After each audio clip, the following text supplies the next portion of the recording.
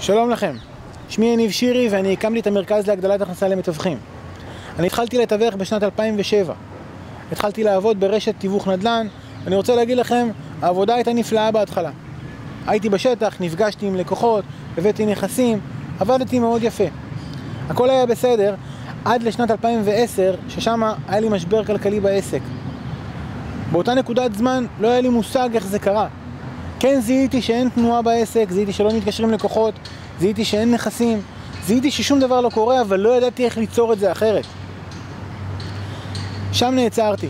השאלה הראשונה ששאלתי את עצמי, זה האם תיווך בכלל, זה המקצוע שאני הולך להישאר בו. התשובה הייתה לי מאוד ברורה, התשובה הייתה כן. מה שהיה חסר לי באותו רגע זה להבין איך אני הולך ליצור את זה אחרת. איך אני הולך לעשות את זה ככה שזה לא יקרה יותר. או הפוך, איך אני יכול להרוויח הרבה יותר.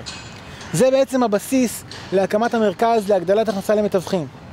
במרכז הזה אנחנו מדברים על מיומנויות תיווך, על מהם סוגי לקוחות, על איך מזהים תקופה חלשה, איך נמנעים מתקופה חלשה, על איך בונים תוכנית עסקית, איך עובדים עם יעדים.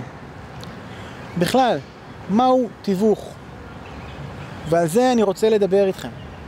אתם מוזמנים להיכנס לאתר שלי ולראות מה יש לי להציע בנושא. אני בטוח שמשהו שם יעניין אתכם. אז אתם מוזמנים ללחוץ על הקישור שנמצא כאן בתחתית המסך ולהיכנס לאתר. תודה. יש לנו? יש. כרגע, מה זה מאלתר? נופלים פה ברזלים.